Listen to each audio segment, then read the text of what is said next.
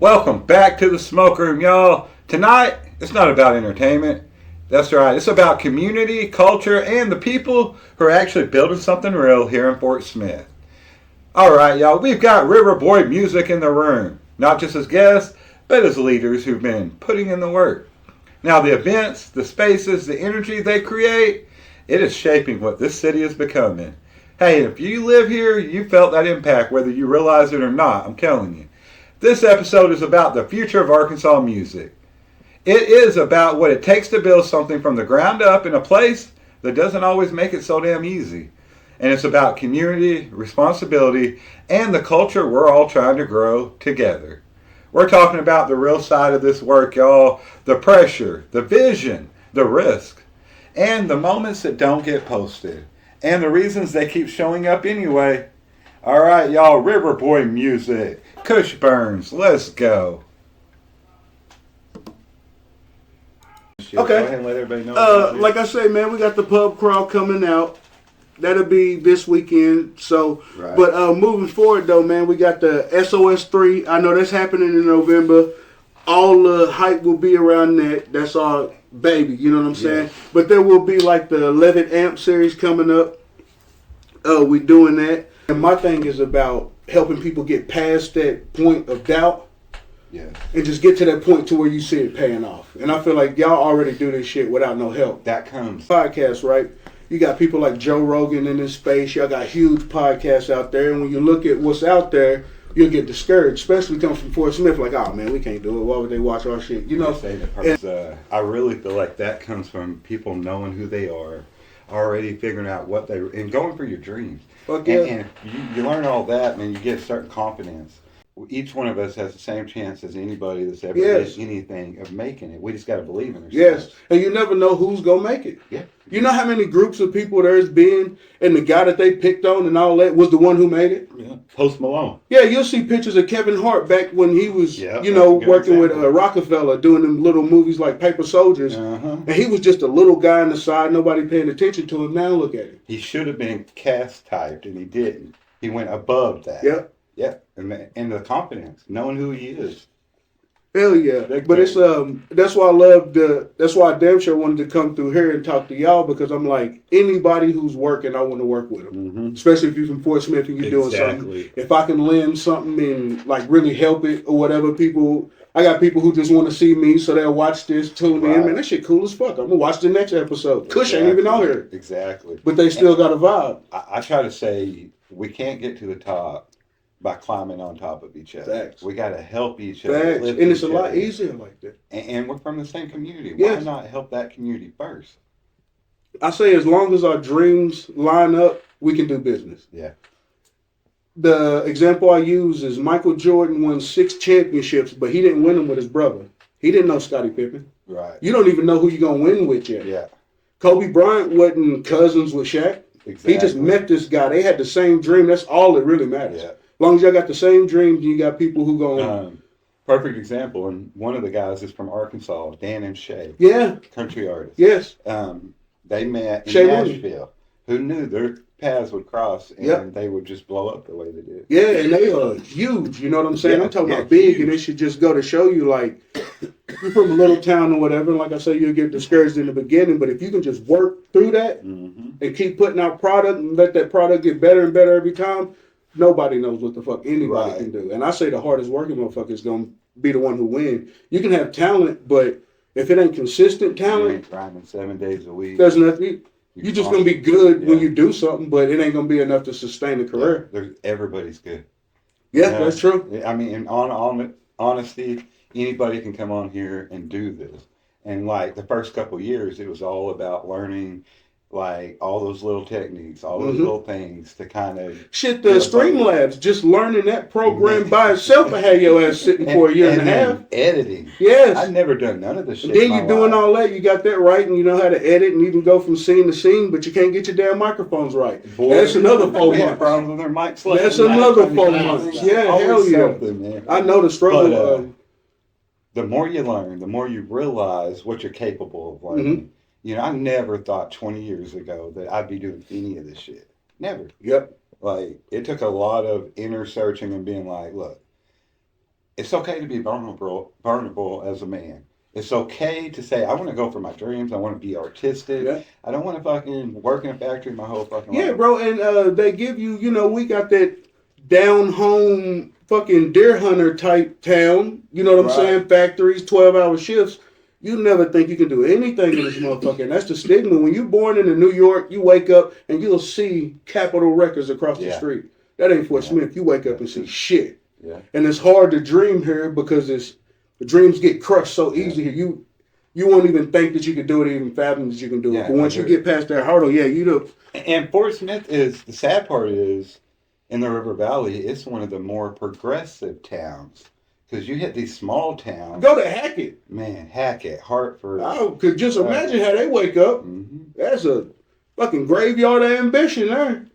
And the fucked up thing is, I'll say things like, man, if I hadn't changed like everything I did and started being more artistic and trying things that I had dreams for Yeah. and not want, people get offended sometimes. Well, I mean, I'll make a lot of money in my bag. And Your I don't dreams mean it will bad. your dreams will offend people. Yeah, Because they see they doing this shit for $1, right? yeah. They had dreams, gave up on them. Like you said, driving forklifts. I always use it as an analogy. You know what I'm Mhm. saying? Whether it's deep on whatever. You didn't when your teacher asked you in the 3rd grade, would you want to be grow up? You did not say the lead on second shift at OK Foods. Right.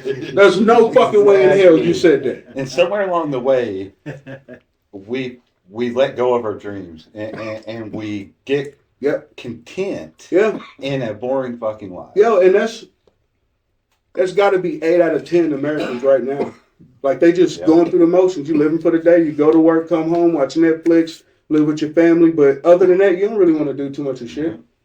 And you can't let age and none of that. You always got to have something else you're going for in life. Right. Or it want to get boring. We I've can always always- been a guy who always wanted something else. Yeah, they usually say you can always learn, but you can always create. Hell yeah. That's the thing. You can always create art some Yes. way or another. And it ain't no age limit on it or nothing because you got people who good their rookie year and you got people who don't get good until their 9th year in the league. Yep. Yep. You know what I'm saying? Yeah. So you can't really, they'll make you think streaming shit like this is a young person's game. I hear it all the And time. old people have no space These in there. old guys. Yeah, out but here think about how many talking about motherfuckers that look like us, our age, done been through the shit, raised kids, got grown ass kids. and have a different perspective and mentality. Your dad's watching YouTube all the time too, and he's looking for something to fucking watch, and he don't want to watch I Show Speed or Casanat. He want to see some older motherfuckers that have been through it, smoking out, talking about shit that actually matters. 100. Not that I Show Speed isn't hilarious. Oh yeah, he's great for his genre. When you get a certain age, man, Yeah. you're looking at things differently. Yep. You're analyzing things. You're trying to look for your purpose here. That's a You lot want of something it. that can help you? Like I Show Speed serves a purpose. Your kids want to be entertained. They want to laugh all day. So when they turn on I Show Speed, he might be barking, or if it's Casanat, it's something funny, they can watch it and be entertained. Right. But when you get to my age, man, you want to watch some shit you can learn from. Mm-hmm.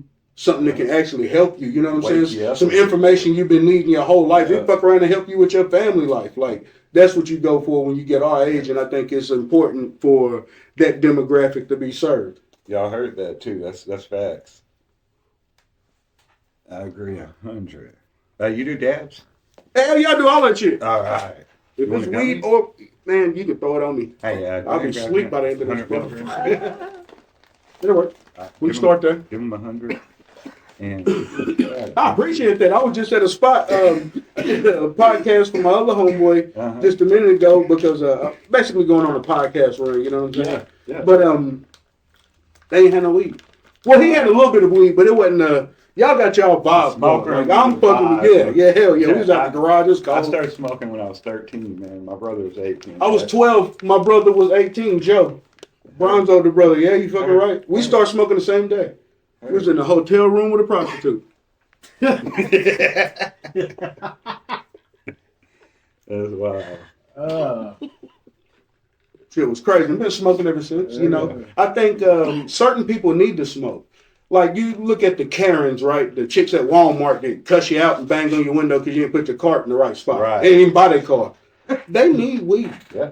That's their problem. They ain't smoking. A lot of them, I heard it one time, he said it best. He said, I don't know if it's drugs you're taking or drugs you need to be taking, but damn it, do something. Yeah. A lot of people need weed. They ain't smoking weed, and that's why their life is off track. It should have been, And that's something when I started this, it actually was just me really high at night. The wife was asleep, kids was asleep, and I just turned the camera on. Something to do, yeah. And it grew into that, getting that stigmatism that weed is such a terrible thing out of fucking society because it's still there. Yeah. We did a short film. It's a parody of Reaper Madness. Oh my God! And so many people have never seen Reefer Madness. I've seen the original one, and then I've seen like a remake they made. I want to say around the '90s. I've always been intrigued by it, but like he ate his roommate. Yeah, it's so that weed ain't even that good. He's smoking brick pack Mexican, and he done ate his goddamn homeboy. Bitch, you got that's LSD. That's another movie. Like what the hell's really going on?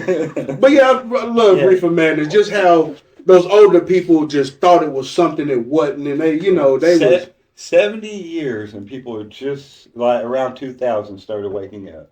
Nixon, he weaponized every drug his enemies like. Weed, the hippies, you motherfuckers getting on my nerves. I'm gonna show up at Cal Berkeley and shoot a couple of you little bitches. Yes, he hated weed. That's why it's so attacked. Right. You know what I'm saying? Right. He made that initiative a long time ago, but really, man, this shit should be sold in stores like cigarettes. If you got your fucking ID, you should be able to smoke anywhere in America. Your mind, and the government or the Rockefellers and the JP Morgans and whoever, if there is somebody above them, they don't want their minds open. No, they'd rather prescribe you Roxycontin. And you could have just been smoking weed. Something you make you not think. Yeah, fucking kids on Ritalin and Xanax.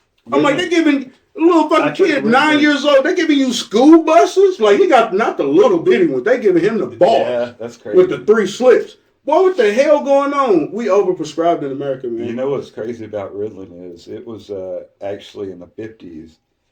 They formed Ritalin for a totally different purpose. I believe it. And it sat on the shelf for 20 years. And in the 70s, all of a sudden, ADHD was a thing, and every school was pushed fucking Ritalin. When I grew up, they whooped ADHD out of you. That's, man. I probably if you would have tested me when I was 7, it's probably a 70% chance I actually had a mental disease. That shit got whooped out of me. By the time I'm 15, he cured, miracle cure. Oh my God, we need to put this on the shelves over the counter. What is it? An ass whooping. Right. They selling belts. Shit, what do you got?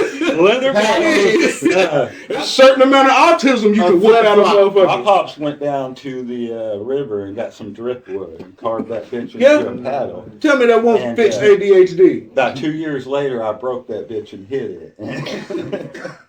You trying to hide their favorite whooping weapons? Yeah, hell yeah. I lived 3 houses from Sunnymead Elementary, and I grew up. I fucked up at school. I got my ass whooped out in the front yard with kids still walking. Yeah, that's the thing. It wasn't none of that. Like, can he come outside? Be like, hold on, let me finish whooping his ass. Then he can come play. Yep. You go outside, you sitting there sniffing. Hell no, nigga, you alright? Shit. Shut the fuck up. I heard a body slam you through the door. Shit, because I know my mama was whooping ass. Like I say, Joe, my oldest brother, Brian, middle brother. I'm the youngest. I can't say though I got it easier. When you're the youngest, you get it easier. Because by the time they get to you, they tired of whooping motherfuckers. You know what I'm saying? They tired of... Joe caught all the hell.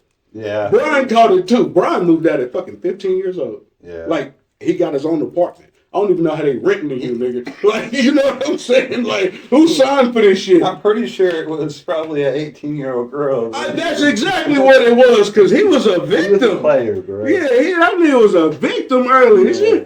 This lady's a nurse. Nigga just got the 10th grade. What are you doing? I mean, I understand why you ain't coming home. Right. I'm trying to get like that. That'd be crazy, bro. But yeah, man, when I was little, ass whoopings was a thing. Yeah. I was the last generation where the principal could whoop your ass. Yeah. I remember getting an ass whooping at Howard School. Dude named, it was 2 of them, Mr. Hendricks and Mr. Abernathy. Mr. Abernathy whooped my ass. Whooped the shit out my ass. Yeah. Paddle, like special made. Somebody carved this bitch in wood shop. Put a seed oil finish on it. Like, what the fuck, man? Pull it down. That bitch will have an inscription on it. Like, you done named this motherfucker. It's on the wall like a Grammy. Like, fuck out of here, man. I'm about to get my ass whooped, ain't I? Yep. That's a bet. Pull it down and music starts playing. Because you ain't the only one. And them times coming up, no, everybody was getting their ass whooped. Shit. And now, it ain't just not getting their ass whooped. They getting like accepted for failing. That is More true. than accepted. That's Getting true. trophies. Yeah. And I don't mean failing, but y'all know what I mean. And I mean, I Like understand if you what they come in do. last place, you should get a ribbon, maybe. I've been there. You shouldn't get a trophy. And I've been at sports competitions where little kids just completely get mauled to get their ass whooped. And I look at them, and I feel bad for them, but I'm like, that's what makes this country great. Yeah. You know what you're up against now. Yeah. You might want to become a scientist. Because being a linebacker ain't for you.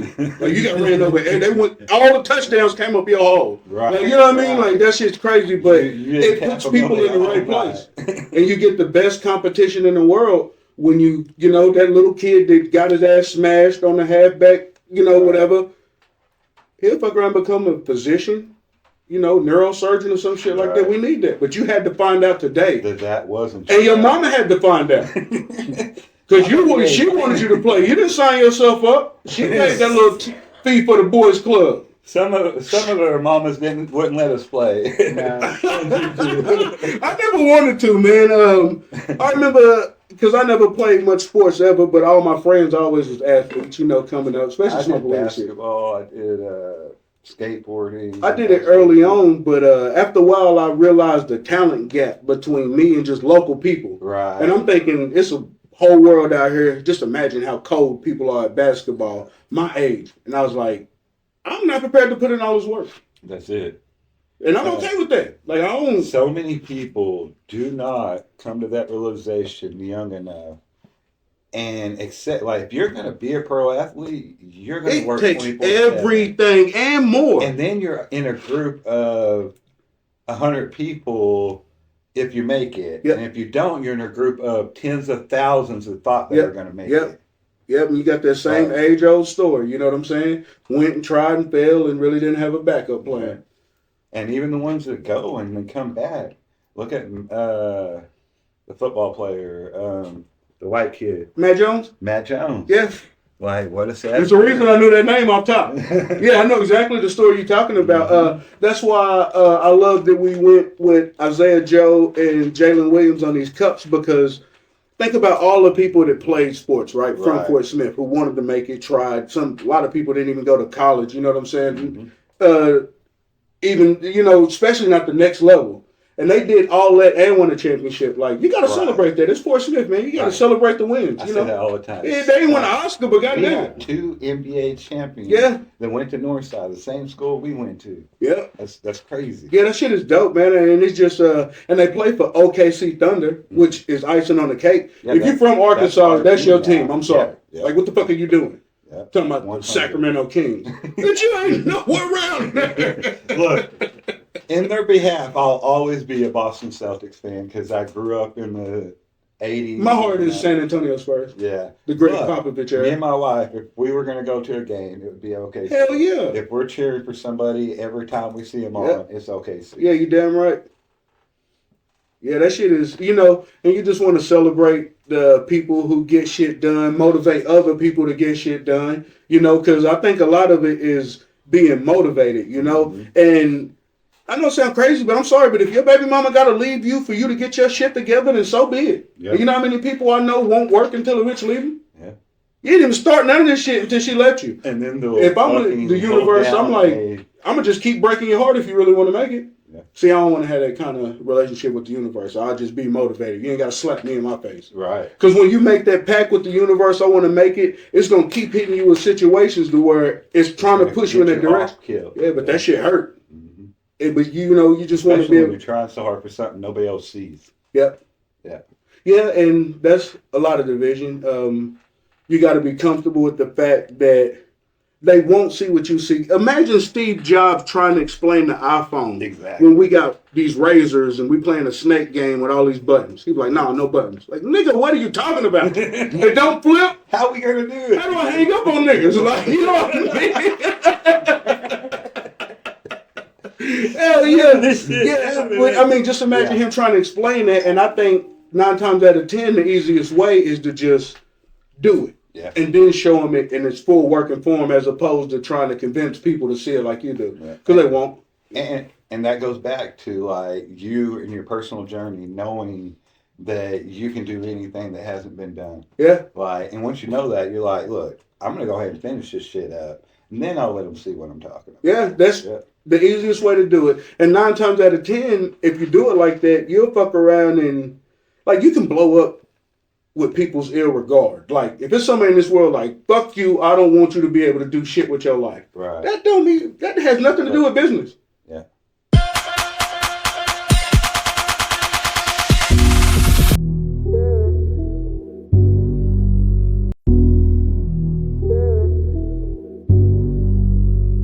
You take a penny, you make 2 off of them, you'll always be in business. It don't matter who hate on you or none of that shit. Yeah. And like I say, early on in your vision, Marcus Aurelius said it best on Gladiator. Like when Rome was just a whisper, like you say it too loud and it'll crack. Yeah. Like that's how a dream is in the very beginning. Right. You'll tell the wrong person, you'll come in and be convicted that you're going to do this. And you'll talk to your family and they'll laugh at your ass. You'll go to sleep, forget all about it. And most of the times it's the people closest to you. You said family. That's the only people who can really do it. Yeah. Like the people online, the chatter, they don't mean audience noise, you don't care about them. When you loved ones, oh man, you E2 Brute, like you do me like this? Yeah. You done stabbed me 16 times in the back. Right? That's what it feels like. But it's a, it's a thing to where it's easier to prove it than talk about it. That's one thing I learned a long time ago. It's damn near, because you can show up and talk about something for 6 months, or you can just get it done in 5. Yeah. Honestly, as a vulnerable man now, I admit a lot of things, and I spent my 20s and my 30s talking. Fuck yeah, me too. And when I hit my 40s, I was like, I ain't talking no more. I put it like this. It becomes embarrassing to talk about it still. Yeah. Like, we're going on the 20th year, you still talking about that same old shit. Yeah. Like, please shut the fuck up and pass the joint. Yeah. Like, you know what I'm saying? I've been there, bro. I've been there. Here we go with this shit again. You gonna blow up, huh? My dude ain't ever gonna do this. Yeah, I swear to God, man, it'll become like this repetitive record. And when you hit your 40s, it's just like, and you want to prove it to yourself. All of a sudden accomplish all that and they don't hear it all the time, it hits them different. They're like, my dude just like... Yeah. But they get to see the whole process. That's one thing. Like, now that I did this, even if you was hating on me, you seen exactly how the fuck you got to get it done. Mm-hmm. You wake up early, you put in more time than you're supposed to put in, learn everything you fucking can, make it your hobby. To me, you ain't going to win until that shit is your hobby. Because you go to work, you come home, and you rush home to do something. And whatever that thing is, if that's business, you rush home from work off that forklift to conduct business, there's no way you're going to be broke long. Right. Or if it's Call of Duty, you probably call this fucking Call of Duty. Yeah. Or, watching movies, you probably done seen them all. Yeah, it's that passion. Yeah, when that shit becomes your hobby, because we always do what we want. We rarely do what we gotta do. Right. Now, if you can make the shit you gotta do what you want to do. Right, that's it. Come on, man. And I say it a lot on here to young people. When you get inside yourself and you talk to that inner child, and you let them know everything that's happened already isn't who they are, and you start feeling that accomplishment inside yourself, you'll start learning what you really want to do in life young. And you won't be fucking 30s, 40s, just catching on to that shit. Like, young people got to think about that. That's true. And it's our job to teach them that. That's half the battle of myself is because we was all kids raising each other. Yeah. Probably the oldest motherfucker you around, probably 16. Ain't no daddies nowhere. Right. It was damn near like seeing a fucking Yeti. Like, nigga, was that a man? Nigga, was that a daddy? Like, you know what I mean? Like, everybody in my hood grew up single mama. You know what I'm saying? It's only 2 people I know who actually had their dad. But it's so many things you don't get to learn coming up. And here's the thing. Ain't it crazy that, because I grew up in a house, like, my parents were married 49 years, and I still had all those same struggles, all that same shit. Yeah.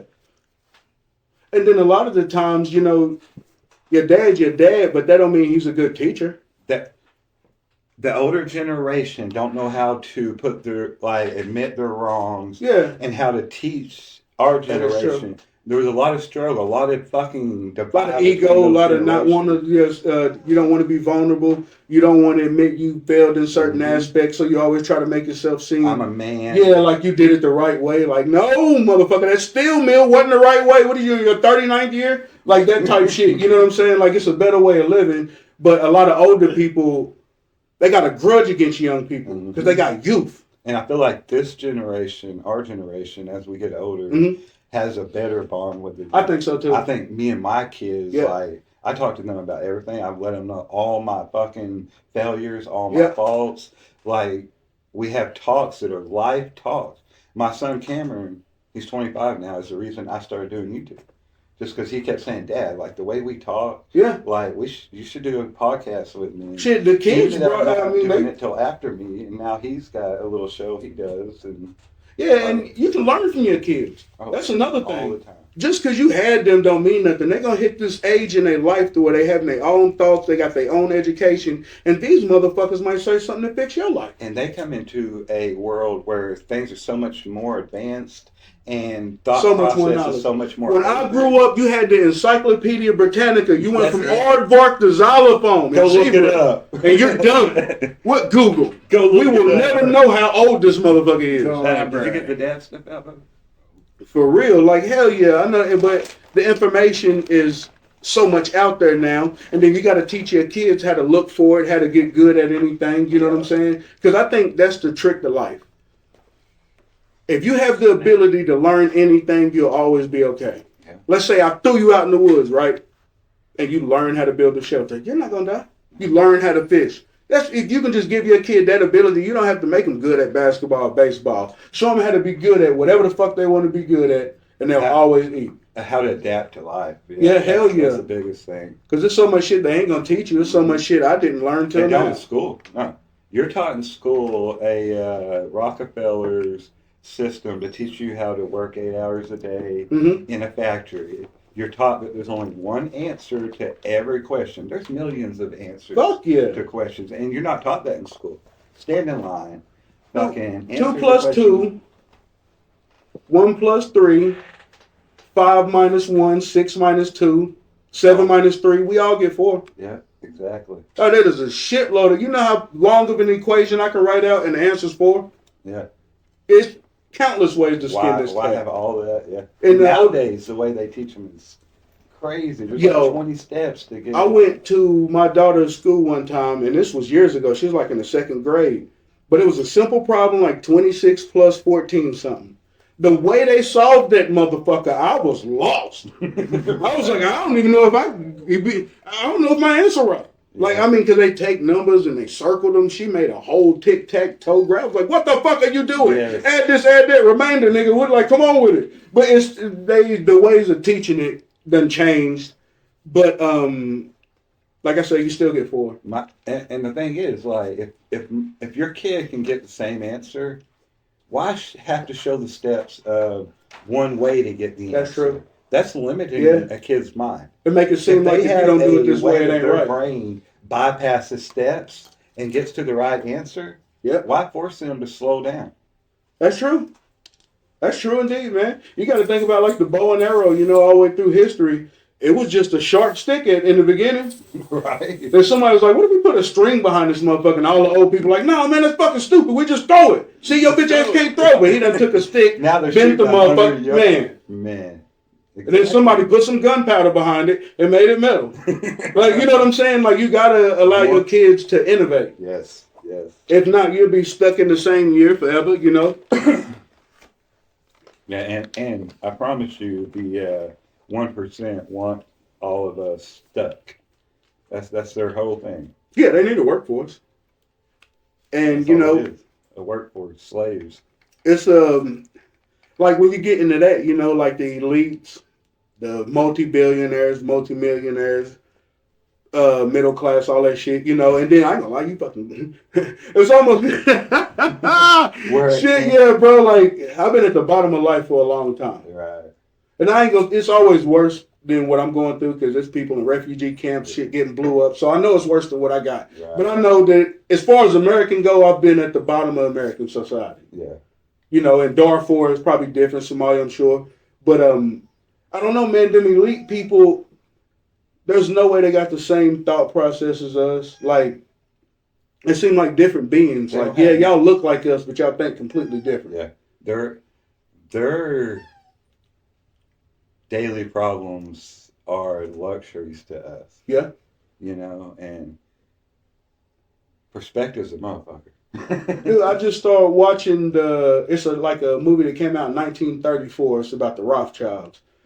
He basically had 5 sons. He said, we're going to send each one of y'all to a different capital in England, and y'all going to set up a bank. Yeah. So instead of people having to take money in a chariot and going and fucking possibly getting robbed and it taking all that time, you just send a note to your brother over here. He pay the dude out, and then y'all exchange money That's like where that. the centralized. Yeah. Oh fuck yeah. Rothschild. Yeah. He and you quarterbacked know, all that only shit. about 4 or 5 countries that don't have centralized banking systems now, and they're those major ones that we're always at. We're probably dropping the bomb on their ass actively China, right now. Russia. Yeah. Facts.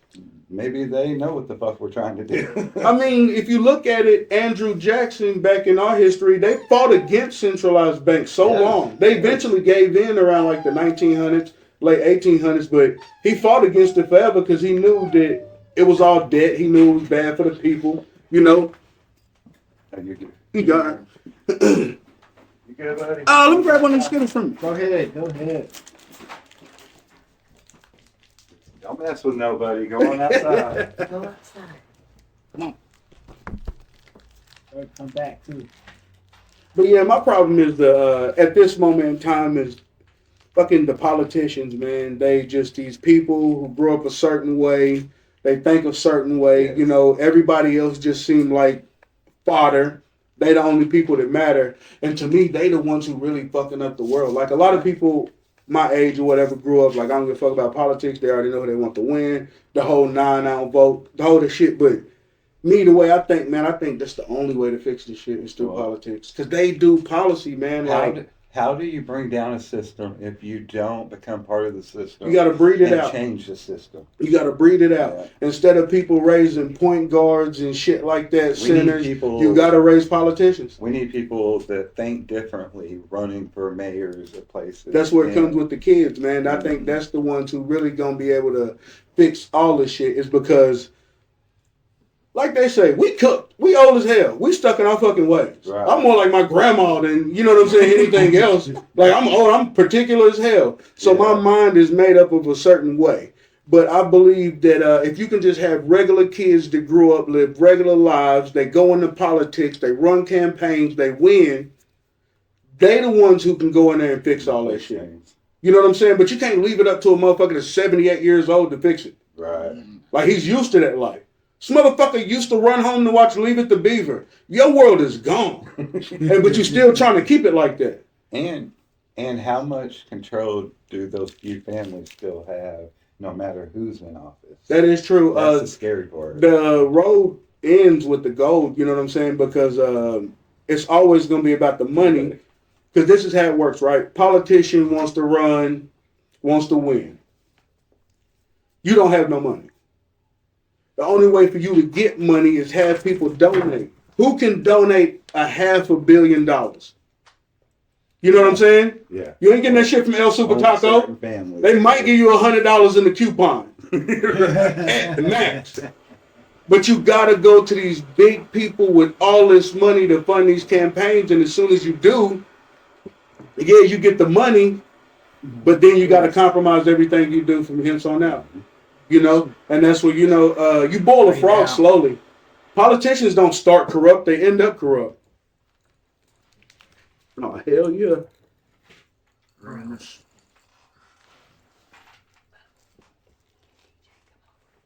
Is he all right? Huh? You can talk. Can DJ come over? What's it? Can DJ come by? Oh, yeah. Okay. Hey, that's what I'm talking about right there.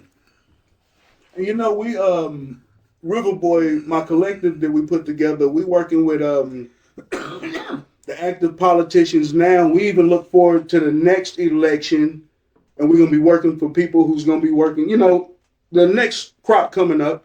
But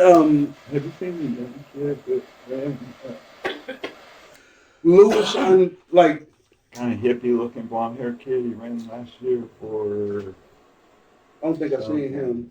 I remember a young kid ran for mayor, you know. But they always get beat because the same people vote. Mm-hmm. If you can't compel to the people who already vote, you're probably not going to win enforcement. Right. You know, and I just want shit to be right across the board. And I don't think a lot of young people, even now, still vote.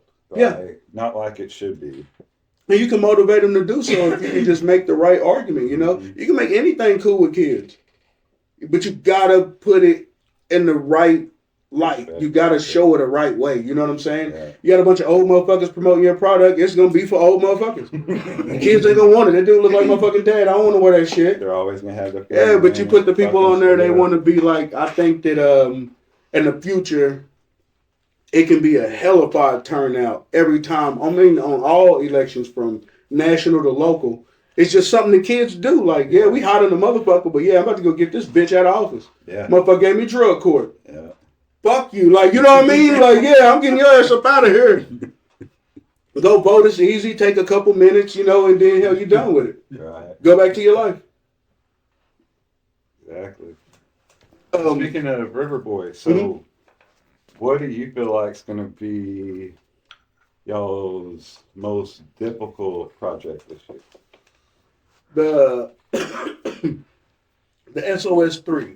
And what it is that all year leads up to one big concert, right? We pay an act too many goddamn thousands of dollars. That should be, I'm like, man, we ain't got to pay that nigga that much. But yeah, you know, but we try to get the biggest acts we can to come down on that day. It always happens around November 26th to 27th, whenever that weekend falls. But I think that's the biggest hurdle we got this year because we wanted to look a certain way. Right. And what I mean by that is I want to show Fort Smith what this motherfucker can actually look like. Yeah. If everybody just stop hating. They ain't even got to hate, man. It's just come on out. We got everything. It's clean. You can kick it. You know what I'm saying? Right. A spot like that, you can go. The music is fucking live. The band, the live acts is hitting. Like, it was a good night. Yeah. You got your baby mama back, nigga. You know what I mean? Shit, you had a hell of a night. Everything. But yeah, we're just trying to throw situations like that for Fort Smith because entertainment, right? It don't work at a distance. And what I mean by that, a show in California ain't going to entertain a motherfucker in Fort Smith. Right. So everybody can be performing all over the world at the same time. I just want to bring big acts here. Yeah. And so at SOS 3, it's going to be Ryan Bisco is going to be quarterbacking it for us. And then right now we're in the talks of trying to get the biggest artists we can for the budget we got to come down. Big spot, you know, drinks, live music, and then you got a draw coming down. And we trying to make it to where it's normal. Because I think in Fort Smith, you can't just do something good. Motherfuckers got to get over a stigma, then you can do something good. Right. So we're just trying to break get the it stigma. to where it should be. Yeah, we're just trying to break the stigma. It ain't shit to do. Awesome. Now, Pub Crawl. Mm-hmm. Now, is Riverboy music, like, how many of y'all's artists are performing at Pub Crawl? That will be, hold on, that shit. I feel you on that. Hold on. Yeah, that's me right there. Hold on. Oh, shit. You can Yeah, that bitch is time release. Fuck it. Hey, I hit that a long time ago. Okay, so it's probably gonna be about 8 acts. We doing one performance at Roosters. Okay. We got more hip hop music going that night. Well, that side, and then over at I want to say Diggs, a little bit over at the Bakery District. They got another act. Trevor Phelps, I want to say, is headlining that. Yeah, he's like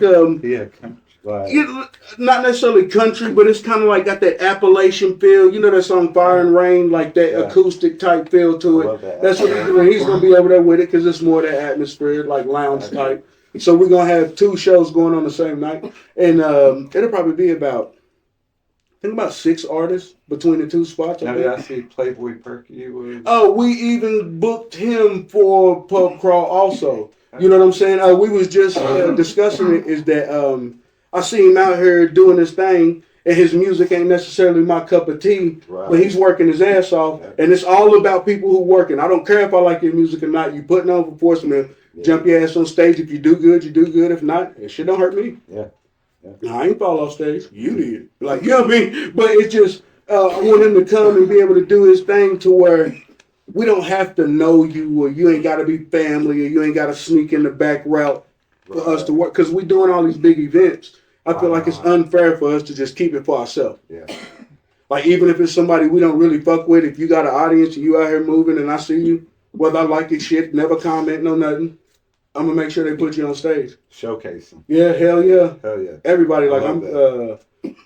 Right now, I'm just loyal to talent. Yeah. If you got it, like, that's crazy. A talented motherfucker will be closer, than me and my brother will at any given times. Just because, like I say, you don't know who you're going to win with. Yeah.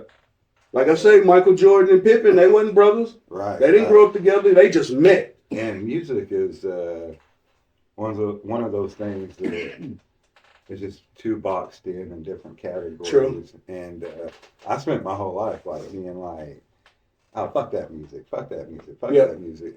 I listen to everything now. There's so many good stories out there, and people like with a good audience of everyday people. I just started listening to country. Yeah, I seen you post something. Yeah, and it ain't bad. Like, that shit is, if you just got to find the songs. If it's like right any songs, music. And, I'm a lyrical person more than a musical person. Okay. So I hear stories. And, like, I can relate to about any music, almost. Yeah. There's some shit that's just like... When it comes to that, like the music you can just drift off to, I guess, to say that. Like a Nas. Right. Or that old Outkast Dungeon Family shit. Yeah. You know what I'm saying? That type of... you know who nobody ever gives credit to is Devin the Dude. Yeah. That dude dropped like 2-3 albums, man. I swear it was the best shit ever. He was with Scarface. Right. Back in the day. The whole Houston sound. But yeah, I love... Really, I can just really kind of fuck with all rap because I know when it's supposed to be played. Most of the time on my own, I don't listen to rap. I swear to God. It's like, I listen to older shit, man, like... Marvin Gaye. Like Boston. Oh, for real? Yeah. Everybody group Boston and Kansas? I love Boston. Them. Yeah, they just got these... I got them up here, but like you see in my kind of... Because most of the time I play music, I just vibe out to it. Yeah. And just that old shit like Journey is really big in the household. Earth, Wind, and Fire, of course. Earth, Wind, I love Earth, Wind, and Fire. And then you pick all these... There's been enough songs to make to where I can just go all through history and play a little bit of anything. Yeah. Hell, even, what was it? Jackie Wilson. His old shit. Even up to the new people, you know what I'm saying? ASAP Rocky or something. I might listen to it every now and then. But I usually wait to listen to music. If it can make it 10 years, then I'll listen to it. There's just a lot of hip-hop nowadays that... It don't compel me. It's hard for me to follow what the hell they're saying. None of that shit compels me. And I like stories. I'm like, I don't hear a story in this. I mean, even like a J. Cole is really good lyrically, but I don't know what it is, man. It's just like something's still missing. Right. But I guess that's just how it go. Like, no matter how good you are as a player, you can always get better. Yeah, yeah. And I know that. Like, because everybody say the greatest rapper or whatever, like, he probably ain't even came yet. And look, if they're out there doing anything big with any label, they're probably got all kinds of fingers in there fucking with their style and True. What's going to come out. Yeah, the politics of getting the record made, yeah. Mm-hmm. Because it's as simple as this. You'll write the best record you ever wrote in your life. And then they tell you the producer ain't going to sell you the beat. He gave it away. Yeah. And that's why your album wasn't as good as it could have been. Because now you got to take that off, put something else on there. It wasn't as good as that song. That was going to be your whole album. Like, that was your single. Now you got to piece it together. The fucking politics, man. Yeah.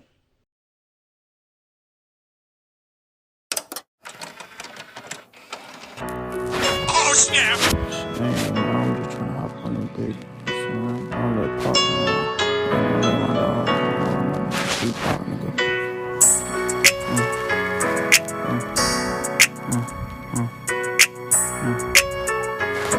Listen, see. Shit hurt. You had the dopest chorus. She'll want to take it off and put it on something else or something. You know, it's hard to be good because there's so many politics to the game. And then even if you do got a like a good ass setup to where you got your skills right, so you got your videos, all that shit is in place, you still need marketing dollars. Yeah. That's a whole nother battle. Don't nobody give a fuck that album is good. If you can't promote it, that motherfucker ain't gonna be heard, man. I'm sorry, that's just the name of the game. And anybody you do see now that happens to catch a TikTok viral and then they actually make it, like, they're not themselves. They're not fucking, like, everything's overshadowed. Even going viral, right? It does one thing, but that don't mean you gonna make it. And what it means is that everybody will know your name, right? But most people who go viral just got that one song. Yeah.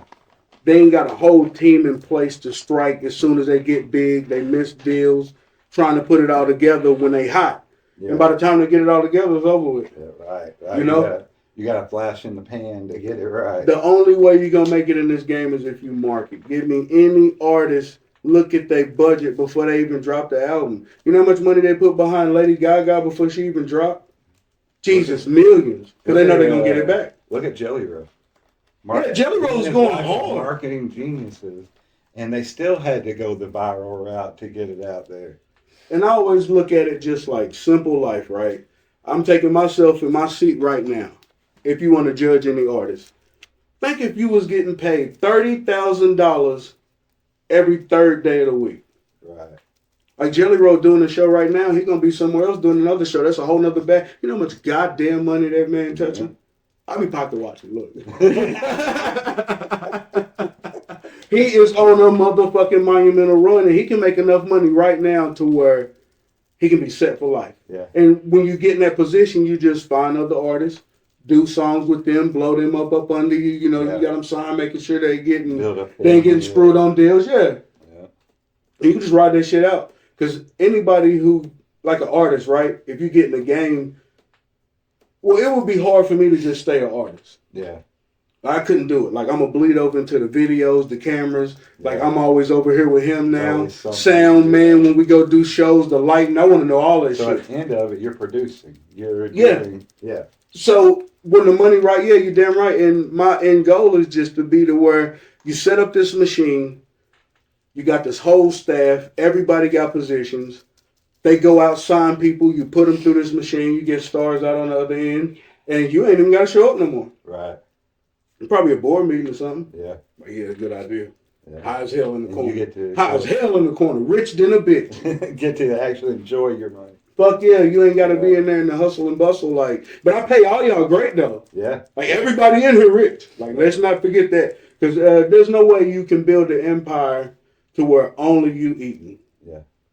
It won't even get to it. It has to have foundations. Everybody in your damn company, if you got money like that, everybody should be rich. Yeah. Even a janitor got the best job a janitor could ever have. This motherfucker making $35 an hour in a union. That's it. He don't clean throw up. Yeah. Like type of shit. You know what I'm saying? It's in his contract. Right. Like now you got to bring somebody else in. That's the bio team. Yeah, you damn right. But like the end goal is for any artist is to set up a situation like that. Right. To where you can just put artists in one side, undeveloped talent, out the other side you got stars. Then you, like I say, you just retire and spend your money after that. Right. Yeah. Divvy it around, make sure that shit's gonna be around forever. And see, that's the same dream here for me, but building a multimedia business. I want to eventually shoot movies. I told my homeboys at the meeting today, I said, I love music, but if I had a chance to do music or movies, I'm doing movies. Right. Avengers made $1 billion the first weekend. Ain't nobody mixtape doing it. You ask any artist that's big, when they got their first movie check, what the hell It was they way said. bigger. Whoa, shit. Hell yeah. Any of them. Shit. Ice Cube said, fuck it. Stay in this motherfucking way. He just now started making. That's what I'm saying. Hell yeah, he knew what the bread and butter was. Mm-hmm. That first, he really got it off Boys in the Hood. Yeah. Because he played a good role in that. And then he wrote Friday. That shit was funny. Cult classic. Got around VHS tapes. Friday's one of the most loved. Yeah, then he did 2 and classics 3. That shit should almost be on the immigration test. ever. You got. You ain't never seen none of the Friday movies. Well, go back to Guadalajara, watch it, and then come back and take the test again. Around here. Like, come on now. Between Normandy and Weston. Yeah, you fucking right. Quote Something. something. Yeah, it should be on there. I agree. I wonder what they ask people on the immigration test. It's Like, did they be asking about George Washington or I bet something? half of us can't answer. Hell, that's what I want to see. Bro, I really want to get one of them tests and take it because I bet you they would deport my ass. Like, nigga, we don't know when we gonna see you, but you got to leave. You got a 38 on this motherfucker. Juju, can you look it up and see if there's some kind of online?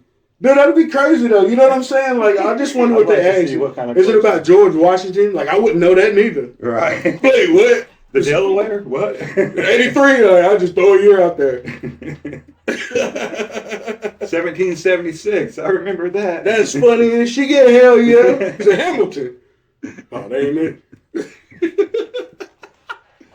Hey, shit. Yeah, that's fucked up. What if they did that? Made everybody take an immigration test. Whoever flunked got to leave. Bro. There'd probably be 13 motherfuckers over. We'd be going and paying some foreigner to help us pass our fucking immigration. I swear to God, I outsourced that bitch to Sri Lanka. You goddamn right. Shit. Well, Sanjay gonna do this for me. Hell yeah. Yeah, I wonder how fucking crazy it is. Yeah, that's funny. But it's. I was just thinking about that shit last night. Like, what the fuck is on that test? Surely there's some kind of relevant test. Immigration test. USCIS. United States Citizen IS, whatever that stood for. Practice test 1, bro. Hit it. But you have to sign up for some shit. You know how they do. Probably. What? Don't print nothing. I just want to see it. What the hell? Online is not perfected yet. Alright, you can back up. You know what you can do?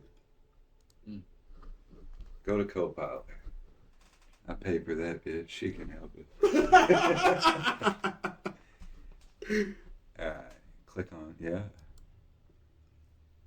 That's funny as shit. Hey, absolutely. I'm glad to know you're appreciating the hearer. So tell me, what else is on your mind that we could chat about? Hey, can you tell me what kind of questions are on the United States citizenship test? So the U.S. citizenship test, yeah. It's basically a set of civics questions about American government and history. In the current version, there are about 128 possible questions, and during the interview, you'll be asked up to 20 of them orally. You have to get at least 12 right to pass. So that's awesome. It's always interesting to hear what gets people curious about something like that. So tell me a little more. Are you just exploring out of curiosity, or is it someone you know who's actually studying for it? Can you see some examples? Do you have any examples of some of the questions that you can give us, Miss Scarlett? Absolutely. So, for example, you might get a question like, what is one right or freedom from the First Amendment? Freedom of speech is one answer. Or name one branch of the U.S. government, like the legislature. Okay. So those aren't too They ain't putting too much pressure on me. That ain't like, I feel it. what did Washington say to his troops before he crossed the Delaware? But yeah, all right, cool. How much did Pimp C pay for his drop top Benz? Right. Let's get some real questions up in here. Oh, yeah. What was Diddy really doing with Biggie? Oh, we're going for a deep cut history and the inside jokes now, huh? All right, I love the vibe. So, Set that up. Bro. Yeah, this is CIA now. They don't pay Yeah, shit. these dropping. We don't want your help on this. Oh, shit. Hell yeah. See, y'all smoke like I like to smoke, man. Yeah. That's that kill, like, yeah.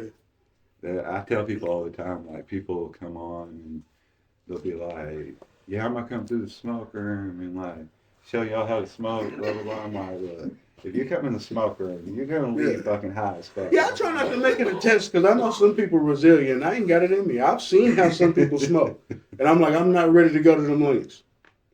Yeah. I don't think I can make it without smoking all day. I can, but I never want to. Right. You know what I'm saying? That shit ain't never an option. Ever. That's a financial situation right there. I had to do drug court like 10 years ago for a year and a half. And it wasn't hard when you got, like when you have to.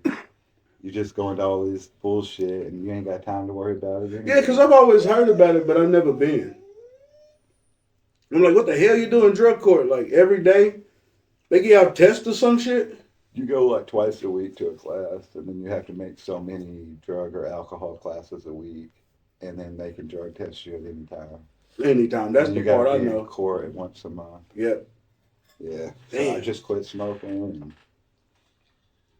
See what you're saying? Yeah, you got to do what you got to do. I ain't gonna let the shit send me to jail, man. right. That's what I drive. That's why. Yeah. All right. I mean, I love the I was weed. like, Though. it was my second. I ain't going to Varna for this shit. Second weed offense, so it was automatic felony, and so it's like I can either worry about going this way or I can do a year and a half in drug court. Fuck it. Yeah. And I just met my wife. We were about to get married. Yeah, that ain't easy I was decision. like, They already knew what the easy fuck I was gonna decision. do. She gonna help me get through this shit. We gonna slide through it. Yeah, I had to go through some shit like that before. Motherfuckers literally just sat around in a circle. It was like the movies. I was like, they really do this shit. Like a drug. Bitch, I'm not talking about my feelings. If you don't sign this goddamn paper. 12 steps is great for some people.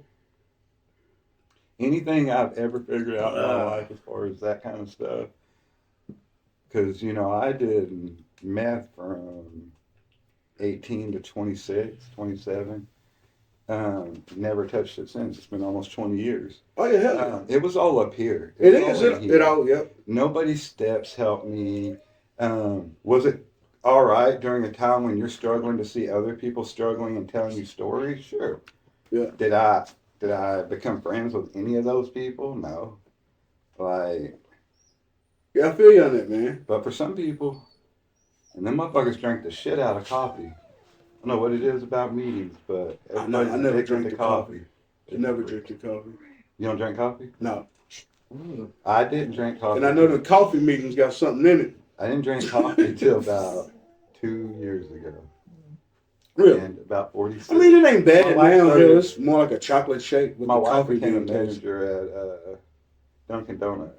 She still works there, so I started drinking. She's like, bro, It's people who can drink Chocolate. black coffee that scare I me. can't do no. Like, bitch, is this World War II? What the fuck is you doing? You gonna put some sugar in that shit? What you, hell no. I gotta have a girly coffee. It's gotta have chocolate, extra. That's what I'm saying. Motherfuckers be drinking coffee black. Yeah, that's my dad did that. That's crazy. My grandma. Yes, out the kettle. Straight out. That motherfucker tastes like iron. I got shit to do. Yeah, Don't get yeah. outside. Grandma, get out of the garden. Oh, shit. Yeah, I know exactly what you're talking about. But like I say, when I drink coffee, it's like, I got more like chocolate or some shit in there. Yeah, You know, some kind of taste to it. I tell my wife, she puts like 4 times the amount of chocolate, and then she puts like extra espresso, so it gives me like a good boost. Yeah. And I drink my coffee at like 8 o'clock at night because my day is different. Like I'm all nighttime. Gotcha. I'm 8 o'clock to about 4 or 5 in the morning down Yep. here working. Yep. I've always been that. That's the way. easiest way to work. Mhm. I like working when everybody My shut down. creativeness is different at nighttime. Yep. You get me up at 7, 8 in the morning, I'm like, oh, what? Yeah. Like, I just ain't there. Yeah, night owl. Was that way as a kid. I fucking could not sleep at night. Y'all said y'all did a movie? What's that? You said y'all did a movie? Um, How's hell? It's like 9-10 minutes long, but We did. it was No, okay. Just send me a link so that way I can just, you know what I'm saying? yeah. We're working on the script's done. We started filming and then we had some delays, so we're gonna refilm the first scenes we started. What's the theme of it? The one now is Mike and Juju's Epic Quest. Really? So it starts with my son and my nephew playing us as teenagers meeting, and we always talk about this epic quest to find the holy grail of weed. And then 30 years later, my pops passed, because it was me dealing with my pops passing away a couple years ago. I wrote this, but my pops passes away. I reach out to my brother, and he comes home. I'm struggling with my wife, so we go on this epic quest. Yeah. All this shit happens. Hitchhiker, car gets stolen. But, yeah. And see, okay, like, and this is what I want to change about the whole Fort Smith scene, right? The way you got that story, right? Mm-hmm. Let's say it's written out, then you went and you storyboarded it all. And there was somebody who had about $75,000, like, we're just going to make this movie. I say Just this, we're going to keep the budget low, you know what I'm saying? But we're going to make it look good, good lighting, good sound, all that shit. Like, you won't have no problem with the quality of the movie. It'll be about the movie. And if you can make a good movie, yeah, man. I say it all the time to young people. If I'd known and I could have not fucked up my credit and I could have built certain things at a younger age, who knows what I'd be doing now. And you know, credit, man, is a big thing because it is the truth. Like Mr. Beast, uh-huh. when you can invest into yourself and then pay those credit off through a system where you're not taking from anyone else, you're taking from the bank. But you're getting credit cards. You're going out and investing in this content, and you're making this content that's higher quality. And you're making the money back, and you're paying your payments. And you're making your payments. And they keep upping your limits. Just like, why not do that kind of life than working in a factory or fucking hating your job? You just got to be able to juggle it, have the mind to be able to adapt in the business situations, know what kind of product you got, marketing, all that shit. You know what I'm saying? Because it's a big equation to business, but it's real simple. And you know what I'm saying? That's why me in my 40s is back in college. You know, I'm going for my bachelor's in digital photography. In that, I'm taking a lot of web design. I'm taking a lot of movie classes, film classes. Yeah. Okay. Yeah. Hell yeah. But somebody in their 20s, you know, if you get to figure out what you want to do. Okay. So what you need is, well, not to tell you what you need. No. But hey, I always do this shit for some reason. Anytime somebody tell me like what they want to do, it's like I already wanted to do it before. But this is your ideal situation. You can't tell me if it ain't. Okay, so you will be able to write this script from front to back, have these characters, even the characters you don't got, you can have a casting call because you actually got a budget to shoot this movie. Right. You know what I'm saying? Have the right wardrobe. You can hire cameramen, the best cameras, the lighting. You can't have them for a year like on some fucking Lord of the Rings shit. Yeah. But 3 months, you can shoot a whole movie. Right. It might bring you through $75,000. And if the community came together more and invested in more art, more projects, and believed in more things than just the typical boxed-in business idea, who knows where we'd get at. Yep. My daughter, she's my youngest one, the only one still at home. Next year is going to high school, and she got accepted into the theater school down by the river. Downtown theater? I want to say something like that. I can't think of the name. Performing arts school.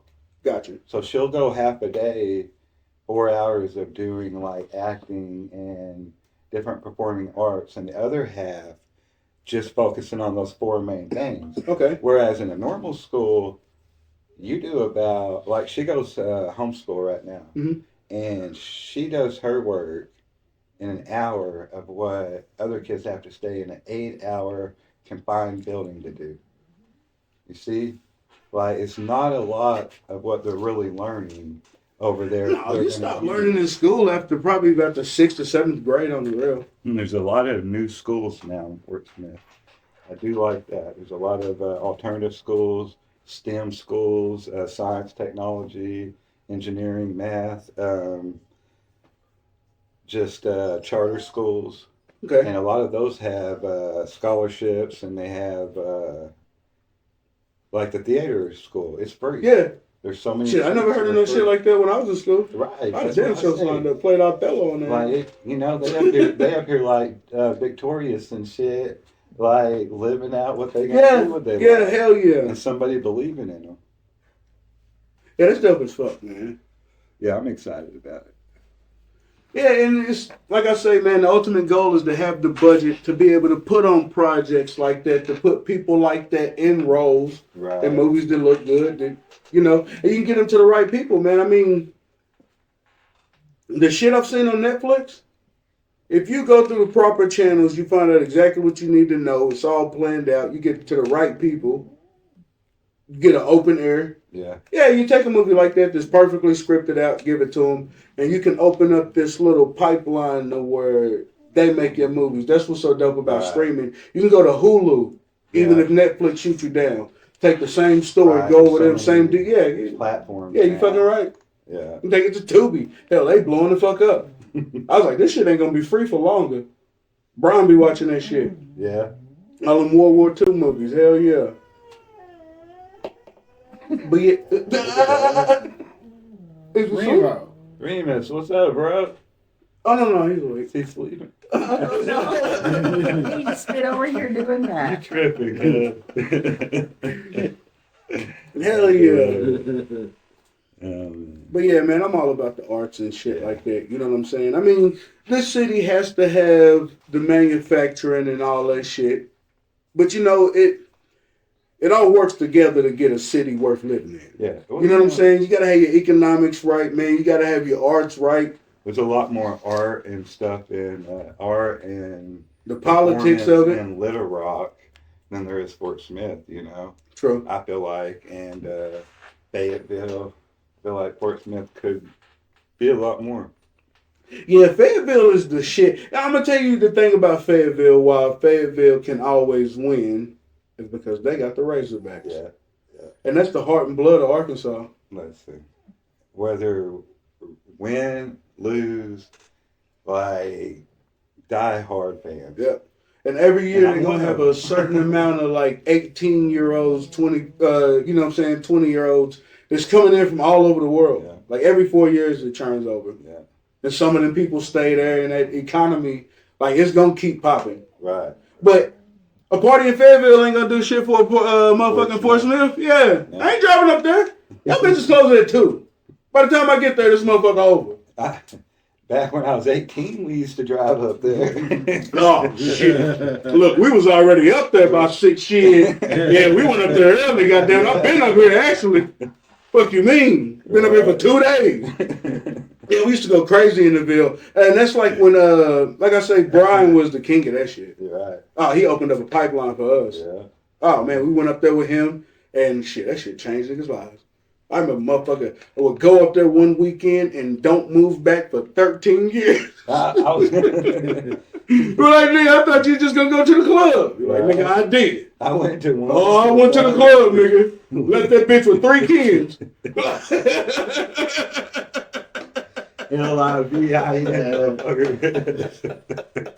Nigga, I've been divorced twice. We love you. God damn, yeah, Fayetteville, a motherfucker. Everybody, because when you our age, man, if you grew up in a certain time in Fort Smith, you know what Fayetteville was like then. Right. Oh man, because Fort Smith wasn't doing shit at all. Like you had the Cowboys and other little bum ass bars or whatever. But you going to the Ville every time. Yeah, Shit. there was nothing here. Fuck yeah, that shit was it was a fucking time had up there. Or 10 killer. Hell yeah, everybody got a story about Ten Killer. I was just talking about this the other day. Yeah, Poison greatest hits all the way there. yeah, that shit dope out there. That's funny. But yeah, it'd be great to see Arkansas flourish more musically and artistically. Especially, Euphes is growing.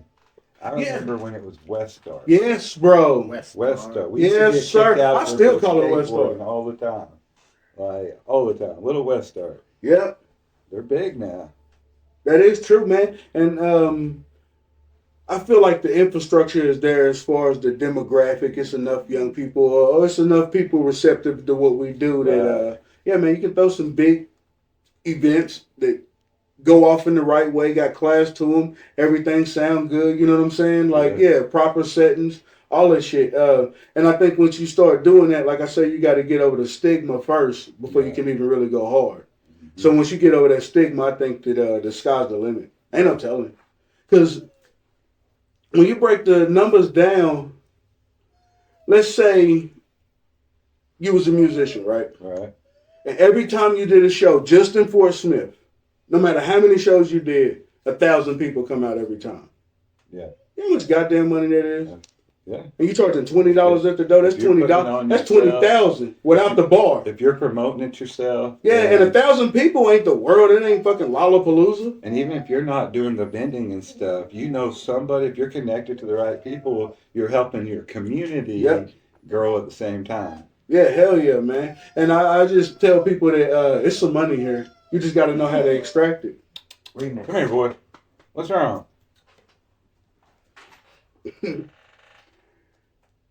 You good, homie? How long you been doing the podcast? So, 2.5 years ago, I just started one night talking and posted it. I just had made a lot of inner searching inside myself, and I was like, man, I need to start having an outlet that's creative and not deformation, destroying me. And so I just started doing little things like that, and he came back from Texas, my little brother, like 6 months after that, 7 months, and kind of slowly became the co-host, because it used to be Mike and Shay's smoke room. Shay's my wife. Okay. But she wasn't ever on the show. We always, like I said, we always had a smoke room where we went and smoked. Some of these posters are 20, 25 years old. So these are the vibe I've always had in one of my rooms at my house. I feel you. So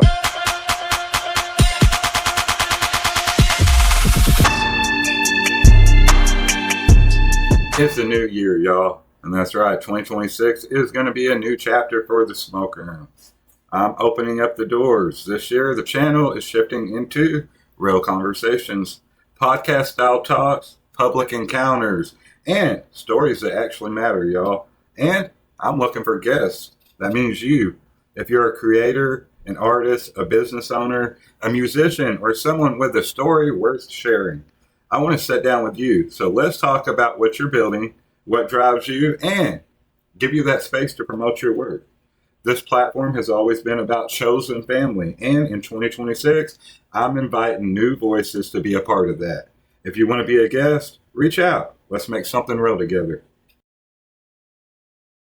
So I was like, why not invite the world into my world? It's right there in front of you too, especially in this age, man. Like, and $5,000 in now, just over a couple years is not that hard if it's something you really want to do. Mm-hmm. I buy, a camera here, microphone here, I buy something new here, and thank God for my wife, because she's patient. Hell yeah, that's a big part of it. I give you that. But we started doing like Streamlabs probably a year, maybe a little over a year ago. Yeah, man. I like Streamlabs. Once you figure out how to work it, it's pretty much cut and dry. You know what I'm saying? Pretty easy to navigate. And once you get your settings locked in, and you know what you're looking for, it's really cool. It's really easy. And then for my school, I already have to pay for a full Adobe subscription. Okay. And it comes with like everything. Now, the Premiere, the After Effects, the Lightroom, and some of that stuff I'm still learning. How to use. And it's always going to be a learning process with. Since I'm a student, I pay like $20 instead of $100. Oh man, I was just talking about that because the homeboy, the podcast, he had the same setup, and we was talking about that. He paid a $29.99 for the Premiere, but he, only the Premiere. But if you got the student, little student deal, you can get it for a lot cheaper. Yeah, because I get Lay down. everything from Photoshop to all that other stuff. Like everything's in the plan except for Juju, what's the one you download pictures and videos off of? Adobe, Lightroom? no, goddamn. Not After Effects. It's a Firefly. basic one too. Like if we wanted to just pull up a video Photoshop? no. Photoshop's like where you would like manipulate pictures and stuff. I know you use it. It's too That's all long. part of my photography. But anyway, my point was, like, yeah, I get all these different things that help with this at the same time. Yep. So, Yeah, hell yeah, man. And see, I know the software side of it, you know what I'm saying? That's a whole nother battle. Wanting to do something is one thing, but then you're like, okay, how am I going to broadcast this shit? And then that's a whole nother world, yeah. you know? And it's hard to even stick that part out. And I'm not the type that, like, some people, we're not the type that can just study everything and have it all figured out. I have to dive in there and learn as I go. So like right now, I got a new soundboard, Mm-hmm. and I still haven't figured it out. Yeah, yeah. It's just, I know. it's just a little soundboard to do like sound effects and stuff. But apparently, I've got to buy a new condenser mic and The do whole some other nine. Yeah, things. so you're on a whole nother path. Yeah. Yeah. So, but it's all stuff I'll never have to learn again. That's true. Because learning it this way, it's locked in. Yeah. And you can also, after your journey, you'll be able to save other people time. Like you'll meet somebody and you'll be like, look, man, I'm going to tell you right now. Like, you don't need Lightroom. Like, don't even get it. Like, just get Premiere or some shit like that. Yeah. Yes. Yep. Yes. Tell him exactly what kind of mics to get, the whole nine. Exactly. Cut his road a little bit shorter. Like you say, just try to cultivate the community, get everybody rolling on their best foot, Exactly. and just do something for, like I say, there's money in it for me. Because, yeah, I wish everybody well and shit, but like, if you get to the point to where, like I say, you can draw that 1,000 people to a show, right? Right. We coming to you with a bag, like, okay, you bring your 1,000 people up here at this show this day, Right. and you'll perform, and then we gonna perform. You know what I'm saying? To have a whole event. That's what I need more of. Yeah. Like people who can just move, just Yeah. hundreds of motherfuckers. Because once you get to the numbers, you know, say somebody bring 10,000 people to a show, Mm-hmm. right? And they charging, let's just say $50 a ticket. What's that? That's 500,000. Is that right? Yeah, 10,000 people, $50 a ticket. Yeah. Yeah, Right. I mean, and you just pay them like, I mean, 75,000. right. Yeah, you get to keep all the extras. I mean, sure, you have to pay for the Minus beer. your- whatever you pay That'd for be the another community. 125, but The lot. yeah, you let it or pay for like whatever it 200 was. something. But yeah, I mean, definitely enough to build something. To me, that's and the dream survive. because the sooner we can have situations like that, what I'm describing, to where it's justified for somebody to give you like $50,000 in Fort Smith because they know you bringing 1,000 motherfuckers with you. Right. Like even if the podcast blow up, you don't even have to perform. Shit, y'all can get a walkthrough if this shit go good. Right.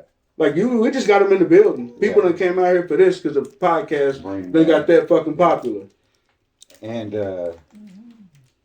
there's so many different communities that can be like-minded if it's addressed the right way. Facts. Like I was just thinking, like skateboard community, Mhm. hip hop community. Yeah. That'd be an awesome event together. Yep. You got the EDM community. Right. You got the country community. You know what I'm saying? And in Arkansas, it's a blend of all that.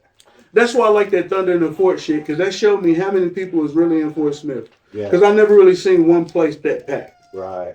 Like you couldn't even fucking drive downtown. Yeah. Like I ain't gonna lie, the team surprised the fuck out of me because we Right. was talking about it, and then next thing I know, it just went to my homeboy Brian Bisco. It's we got Rachel, Ashton, Mike.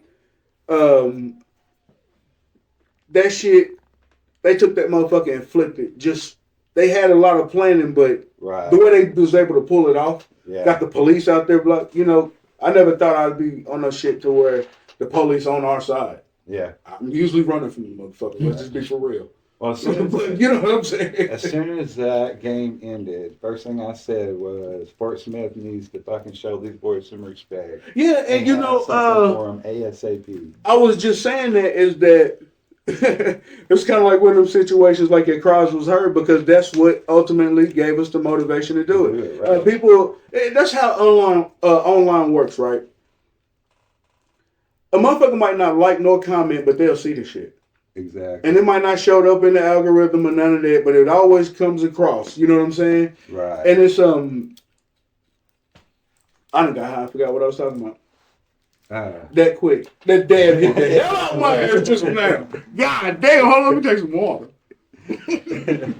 But like you can stay on a video for 5 years and the right person see it, and all of a sudden Yeah, it's that's go true. viral. Yeah, You yeah. know? Get as much content as you can, get as good as you can early on. And always think about, I guess, the end result. Like, what are you ultimately selling? Yeah. You got to identify that. Yeah. A brand. Yeah. And a podcast, because you probably grew up in the same era of me, it's just a radio station. Yeah. You know? The podcast pop off, yeah, you get paid for advertising. Yeah. Because they know 10, 20,000 people watching your shit within a week's time. And if you're trying to sell something to that demographic, Right. yeah. Yeah. And, you know, right now, I try to stress that it's not just a medicinal channel, you know, because I don't want to limit it to just like. Yeah, don't box yourself in. Yeah. Yeah. And, There's scientists out there smoking weed. We do have a few head shops that's gave us products to do reviews on. Yeah, that's dope. Like yeah, hell yeah. And, like, you know, and that's the idea, like promoting these small businesses. Did you see they've been kicking doors in on the dispensaries here lately? So I'm about to do a show with a tour through the cultivation plant. Oh, really? My cousin works there. Oh. And somebody just came through and visited for a week and did a documentary about it. And she said she can get me in. I can film. I don't know. I'm still looking at like, can I film the product or not? Mm-hmm. But I can definitely film us walking through and our reaction and get the full tour, talk to the people and interview them. Yeah, that's dope. Just take them through the whole process. I'd watch some shit like that because I've never really been in a cultivation spot. Yeah, I haven't either. And it's like heaven for a motherfucker to smoke like weed. every time we get together, she's showing me pictures like, check this out, check this out. Yeah, I ain't gonna lie, that shit seems astounding. Man. Like, I don't know what I would do with all that goddamn She started off just, you know, picking buds, and now she's moved up, and who else works there? Was that rain? Huh? Oh, a car wreck. That sound?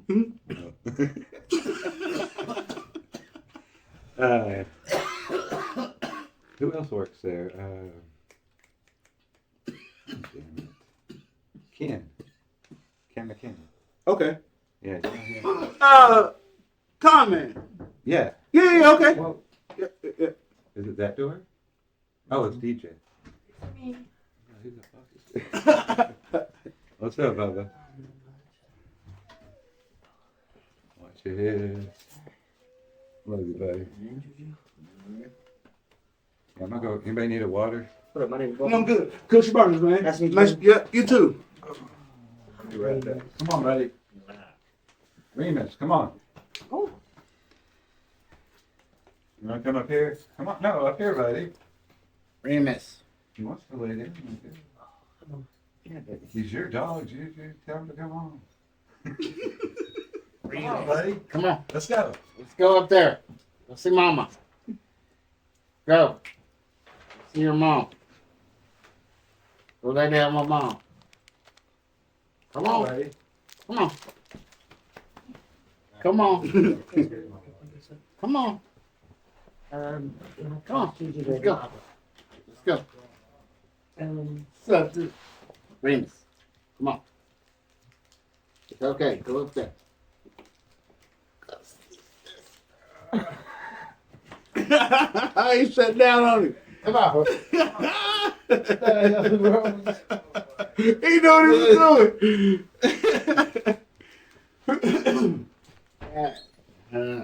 Hell yeah. Yeah, I know y'all be getting hot in the motherfucking this bitch. Yeah, I love that shit. Juju, Yeah, you got a plug in over here? Yeah. In that corner, bud.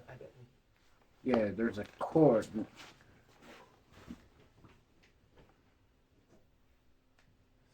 Yeah, Pulp Fiction. What you think? Quentin Tarantino. What you think his best movie is? Jackie Brown. Jackie Brown is a hidden gem. Oh yeah. It's entertaining. When he put that nigga in the trunk, wasn't ready. Harvey Keitel's in that, right? Yes, Yeah. that and Reservoir Dogs. I mean, some people would argue that. Love Reservoir Dogs. Inglorious Bastards is pretty good. You like Kill Bill? You know, I like the Hateful Eight, man. That's That's a a good great movie. one. I like out of all of them, I really like that one. I think it was Kurt Russell. Have y'all seen And that, Four Rooms? Mannix. What is it? Four Rooms, yeah. Four Rooms. With what's his name? Something Roth. Timothy Roth. Yeah. Tim Roth, whatever his name is. Yeah. That's probably my favorite fucking Quentin Tarantino. Wasn't Madonna in that movie? Yes. Madonna. It seemed like a fever There were dream because I watched this. There were witches. Yeah. Yeah. And somebody got their finger chopped off. The main dude, With the lighter. chopped off the other dude's finger and then walked out. He was, Bruce Willis. Bruce Willis. Yep. Antonio Banderas was in it. Yep. Great cast. Because I think it was something with floors. Like I say, I watched it a long time ago, but you know, it's like It's stuck. It's like stuck. Mad Max with Mel Gibson, the one with Tina Turner in it. We don't need another hero. Right? Right? Shit, bro. No, I don't give a fuck. I grew up on that shit, man. One of my favorite movies. Master Blaster. Man. And that little midget that was on his neck. One man enter. No, two men enter. Two men Yeah. enter. Boy, One look, that shit was intense. Wear that big ass helmet. Fuck yeah. I love that shit back in the day, man. Them old movies like Yeah, when that. the first one came out, I was a little younger, so I wasn't into it like the one with Tina Turner. Mm-hmm. Yeah, it And was see, they great. remade Mad Max. With oh, he's a good. Is that the Fury Road series, the Mad Max shit? Yeah. The one dude that did Tom Hardy was. Yeah, there you go. There you go. And Because then they had two of them. And then there's one. The other one with the dude who played Thor, I want to believe. Chris Hemsworth. Yep, Yeah. that's him. Yeah. What's up, buddy? What you been doing? Not much. Not much. Anybody want to do a dab? Yeah, I hit one with you. No. Let's do I'm already stoned as hell, shit. it. But yeah, Mad Max, that was a good movie. That motherfucker didn't stop. I know that much. This bitch do not slow down. Action the whole time. Yeah. I think they stopped and got some water. And they started speeding again. For real, I swear to fucking God. Even getting gas was action. I swear.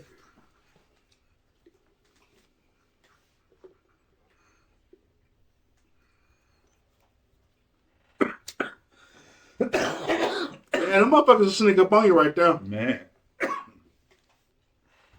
Hell yeah. So what kind of music y'all listen to? Everything. I really do. My playlist is crazy. It's anything from Willie Nelson to Cube to Pink Floyd. I remember he had The this B-sides and Cranberries. bootlegs mixtape when I was Right. younger. huh? Ice Cube had a B-sides and bootlegs mixtape. Oh yeah. So fucking dope. But yeah, just a lot of country nowadays, which I did when I was younger. Yeah. Still love a lot of '90s music, grunge. I like the whole Audio Slave shit. Oh, I think they're one of the best as far as when we talking about that. As far as I know, Chris Cornell. yeah, Chris Cornell is. I'll say it all the time. My favorite vocalist of all time. Anything he sings, he embodies, and it becomes like it's his. Like a Stone. And he was in Stone Temple Pilots. Yeah. He's also in STP. Temple of the Dog. I never heard of them. It's a little side project that he made with, I think, Eddie Vedder. It's Oh, like wow. Dave Grohl. Temple of the Dog. Mm-hmm. Here, you haven't heard that, Durham? They have a No, really man, good shit, album. man. Good as fuck. I'm gonna have to check So him the out. song, he'll pull it up real fast. It's going viral again right now, but it's been out 20 years because in the song he says they're farming babies. Mm. Uh-huh. And nobody caught it except He wasn't some like of guys. us back in the day, and now it's going real viral. And shit. But yes, this Eddie song, Vedder from Pearl Jam him and and Okay. Chris Cornell From and Linkin some Park different make a band members. Oh, didn't know It's a that. super right group. before they died. Didn't know that. I know how They they had, used to like, do. 6 months Temple of the time Dog. period, and they both like, We Mhm. actually play it on here a lot. I love this song. Hey, Chris Cornell and the dude from Linkin Park, I can't, Chester Bennington, Chester were both Bennington. making a documentary. Yeah, before they died. And like 6 months apart, they both got, Yep. They taken both out. unalived themselves. Yeah. Yeah. Yeah, crazy shit. See, that's the thing about the shit that fucks with me, right? It's this type of thing. You know your parents is wrong, but you can't do shit about it. Yeah.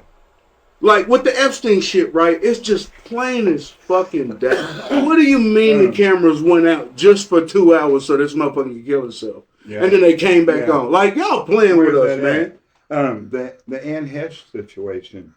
She was the blonde chick that used to date Ellen. She crashed into the house. Y'all remember that?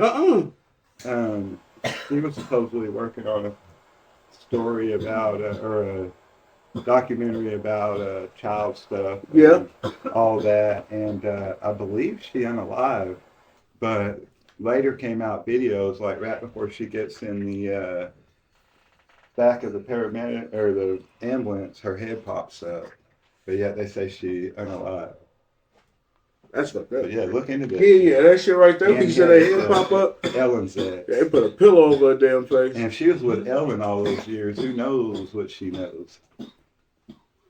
Yeah, that shit go deep. And it's you can call it conspiracies, but they did something. I would just be and you don't need no hardcore evidence, but you can just start there. Yeah. And we're finally seeing that it's not conspiracies. It's fucking hidden truths. Yep. But they got a stranglehold on this shit, man, when you're being honest about it. Well, yeah, even if there's somebody you like and you believe is pushing the right agenda, you got to worry that it's imposed opposition. That means it's your opponent feeding you shit they still want you to have if there's somebody that's saying that they're going against the same things you're going against. And how can you remember that? All right, play the song, brother. Yeah, let's check it. Chris Cornell and Eddie Vedder from Pearl Jam. It's two great voices together.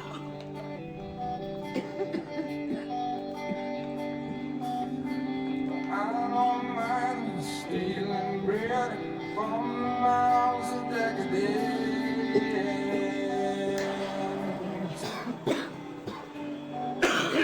Jesus, turn that a little brother.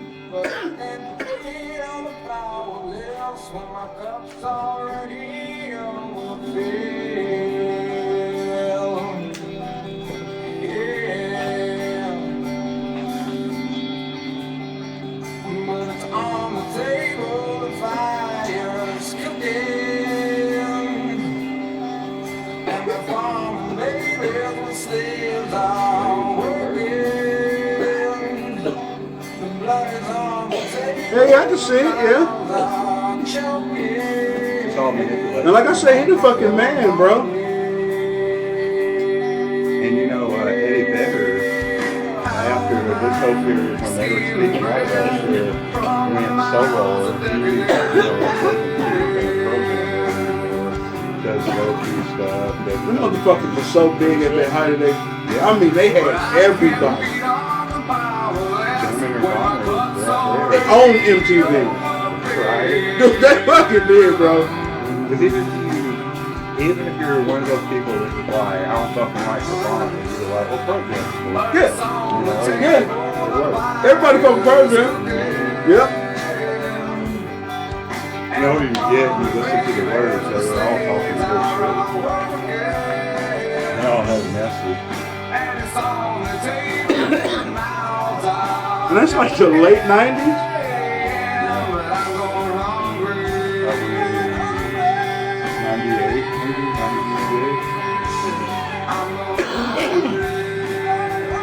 I graduated in 96, so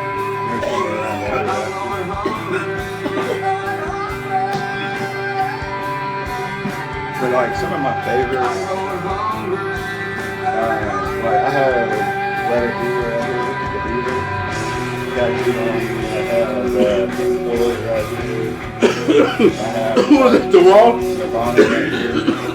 Yeah, you're right. And, those are some of the bands that had certain songs that influenced me and who I was when I was becoming in my teenage years. Hell yeah.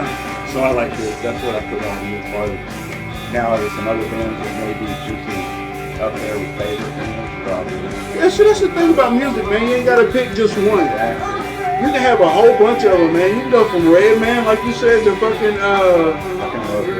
what did you say, Willie Nelson. I heard as soon as we started rapping, I was like, oh, it's called Shayla. I would fuck up the words.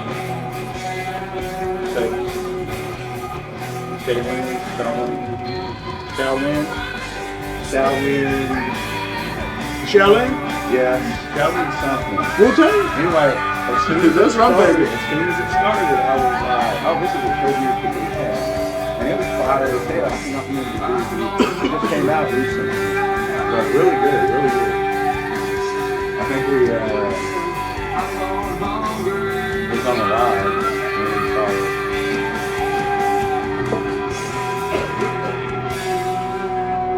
Alright, you can kill that, brother. Thank you. You're the man, Juju. You want this open or shut? Let's give a big shout out for Juju. Woo, woo, woo, woo, woo. Yeah, yeah. Man, what time you got, man? I'll probably have to skate out here in a minute. Oh, you're good. Yeah, about 8:53. Oh my God, every time somebody cough, I cough. That's crazy. Oh shit. Contagious. It's that fucking dab, bro. Like, that's how you gotta smoke, though. I'm sorry. That shit stays in you. Hell yeah. All right, so let's wrap it up with everything you got going on this year. Okay. Go ahead and let everybody know. about it. Like I say, man, we got the pub crawl coming out. That'll be this weekend. So, Right. but moving forward though, man, we got the SOS 3. I know that's happening in November. All the hype will be around that. That's our baby. You know what I'm saying? Yes. But there will be like the 11 amp series coming up. We're doing that. I don't know about the 4th of July thing yet. But we'll probably just do that because I tell her, you can't fucking miss 4th of July. Right. You know what I mean? Like, if you're going to do any event, like, let it ain't cool, but it's 4th of July type shit. Hey, You know what I'm saying? So, yeah, I damn sure want to be a part of the 4th of July thing, so we'll probably work that out. Awesome. But, yeah, just trying to bring the events downtown. Have it on the scale that, you know, makes sense. Bring people out, give them a Right. good time. No bullshit about it. You know what I'm saying? Nobody's scalping, no bullshit. You can just go Make out it there, worth that. see a good act. It's a good show. You know what I'm saying? Everything's produced perfectly. And just give people a good night out. And get, Nice. I mean, because that's just the exchange, really. We give you something to do, and that's it. We'll take care of you as soon as you get in here. So y'all heard that. Pretty much every big event coming out in 2026 in Fort Smith, they've got a part to do with it. Riverboy Foundation, Hell yeah. Riverboy Music, Kush Burns. You've got some music that just came out, right? Yeah. I got the Take That just dropped with Ryan Bisco. Yeah. That's a single that he has in a series of singles that he's dropping throughout the year. We got another song called State of the Union that'll probably be dropping probably in the weeks coming. I ain't gonna wait too long. I already know how it is in Portsmouth. Right. Just strike while the fucking iron is hot. You know what I'm saying? I hate people who Right. take too long. But yeah, we'll drop that, you know, shortly. And then it's just gonna be I got a series of features coming up. We got a guy named Bean. He's performing at Pub Crawl. Nice. Track with him. Miles is performing at Pub Crawl. Got a track with him. Yeah, but it's just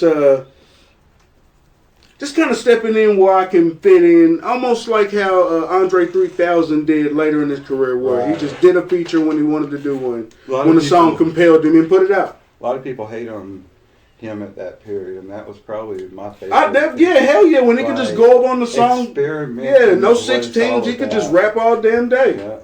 Yeah, that's my favorite period of Andre when he just cut loose. Heard. You know what I'm saying? Hell yeah. Y'all check out Kush Burns. Y'all check out Riverboy Music and Riverboy Foundation. Hell yeah. 100. We support them here at the Smoker. I appreciate you bringing me Appreciate the through, man. shit out Yes, of you, yes, bro. hell It's yeah. been a pleasure. We got to do it again. Thank you, bro. You awesome. Let me see. Yeah, we definitely I got to do just it heard again. one of your songs.